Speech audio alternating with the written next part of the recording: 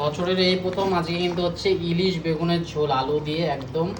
আজকে একটা গোটা ইলিশ এনেছি, প্রায় 700 গ্রাম মতো ওজন হয়েছে।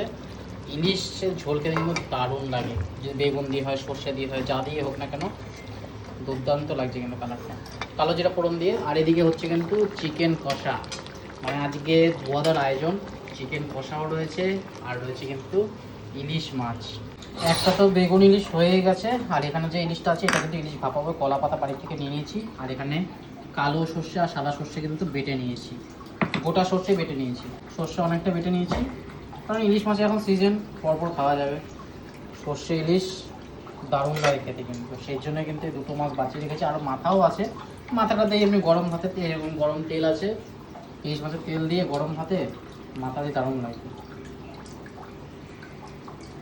কি নিয়েছি, কালো সর্ষে সাদা সর্ষে দুটো একসাথে করলে কি হয়, বুক টুক জ্বলবে না। সাদা সর্ষে একটু ভালো, কালো সর্ষেটা কম দিয়েছি। আর লঙ্কাও দিয়েছি এর সাথে, একটু নুন হলুদ দিয়ে একটু তেল দিয়ে তারপর এটাকে জলে ভাপিয়ে নেবো। অনেকে জলে ভাপায় না, অন্যভাবেও করে, কিন্তু আমরা এবার একটু হলুদ গুঁড়ো জাস্ট, আর তার সাথে লঙ্কা ছিঁড়ে দেবো, তাহলে কিন্তু স্বাদটা অপূর্ব হবে। এরকম লঙ্কা আছে, বোম্বাই লঙ্কা, এটা ছিল বাড়িতেও লঙ্কা গাছ আছে, কিন্তু লঙ্কা হচ্ছে না এখন, তাই রোদে রেখেছি। একটু বৃষ্টিপাতের হলে তার লঙ্কা হলে তারপর বাড়ির লঙ্কা গাছ থেকে লঙ্কা পেয়ে খাবো। বাহ, এই যে এটা গরম তেল, ইলিশ মাছের, এটার মধ্যে ইলিশ মাছ সব কটা ভাজা হয়েছে। এটা একটু হালকা ভাজা হয়েছে, আর বাকিগুলো কিন্তু ডিপ ফ্রাই করা হয়েছে।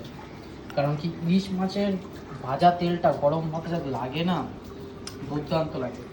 আজকে সেই আয়োজন রয়েছে কিন্তু চিকেন কষা। চিকেন কষা হয়ে গেছে, এখানে হচ্ছে ইলিশ ভাপা, আর হচ্ছে বেগুন ইলিশ হয়ে গেছে। এবার দেখাবো জল ছাড়াই কালার কি এসেছে, দুর্দান্ত লাগে চিকেন কষাটা। যাই হোক, এখানে ইলিশ ভাপা হচ্ছে, চিকেন কষা হচ্ছে, দুর্দান্ত খাওয়া দাওয়ার আয়োজন হচ্ছে। বৃষ্টিও আসছে বাইরে, বাইরে কিন্তু ওয়েদার একদম বৃষ্টির মতো হয়ে গেছে। কিছুক্ষণের মধ্যে বৃষ্টি নামবে, আর বৃষ্টির মধ্যে কিন্তু ইলিশ মাছ খাবো। যাই হোক, বাকি প্রসিডিওর করে নেওয়া যাক। এবার একটু সামান্য পরিমাণ নুন, হলুদ দেওয়া হয়ে গেছে, তেল দেওয়া হয়ে গেছে, সর্ষে বাটা দেওয়া হয়ে গেছে, কাঁচা লঙ্কা দেওয়া হয়ে গেছে, আর একটু হলুদ দিয়ে ব্যাস একটু মাখিয়ে নিয়ে মাখো করে তারপর উপর দিয়ে কলা পাতার একটা লেয়ার দিয়ে এটা কিন্তু গরম জলের মধ্যে ডুবিয়ে তৈরি করা হবে। ওপর দিয়ে একটু জাস্ট কাঁচা তেল ছিটিয়ে দেবো, আর ওপরে প্যাকিংয়ের জন্য একটা কলা পাতা দিয়ে এটাকে ঢেকে দেবো।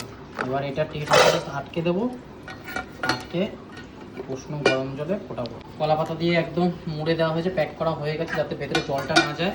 কারণ কি, এটা আপনার জলে স্টিমে ফোটাবো, ফুটিয়ে এটা তৈরি করবো। চিকেনের ফ্লেভারে মানে কি বলবো, চিকেনের একটা দারুণ একটা অ্যারোমা আছে, দারুণ গন্ধ আছে চিকেনের। চিকেনটাও দুর্দান্ত হচ্ছে। 1 কেজি মতো প্রায় চিকেন নিয়েছিলাম, গোটা একটা চিকেন। এদের টেস্টও ভালো হচ্ছে, মানে কালারটা দেখে বাজারে বিশাল টেস্ট হবে। খুশিয়ে চিকেন হয়েছে একদম। আচ্ছা, দুর্দান্ত আয়োজন যাই বলে। ইলিশ মাছও আছে, চিকেন কষাও আছে। মাটনটা শরীরে বেঁচে থাকবে না, সেই জন্য কিন্তু এরকম চিকেন কষা আর ইলিশ মাছ মাথাও আছে। যাই হোক, ইলিশ মাছটা বসিয়ে দিই। যাই হোক, এরকম সসপ্যানের মধ্যে হালকা জল দিয়ে, মানে হাফ লেয়ার জল দিয়ে এটা কিন্তু ডুবিয়ে দিলাম।